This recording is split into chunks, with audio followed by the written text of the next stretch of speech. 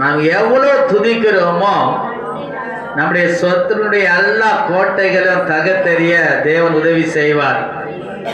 இஸ்ரவேல் ஜனங்கள் துதித்தார்கள், எரிகோ மதில் விழுந்தது. அன்று பவுலும் சீலாவும் துதித்தார்கள், சிறைச்சாலையின் கதவுகள் உடைந்தது, கட்டுகள் எல்லாம் அருந்தது. ரீபா லமோ ரமா சியா கனஹோத்தியா லவோ.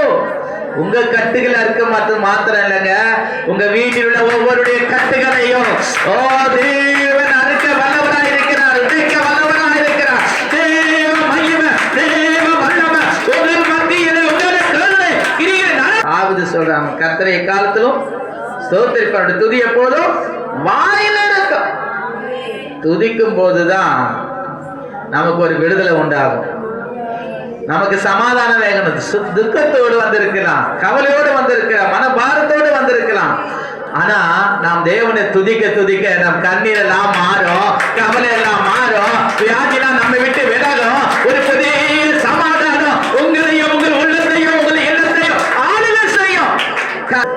இன்னொரு காரியம் சொல்றேன் பாருங்க, வரங்கள் வெளிப்படும், வல்லமைகள் வெளிப்படும், பரிசுத்தாவினுடைய ஆளுகை உங்க மேல வந்து நேரிடும்.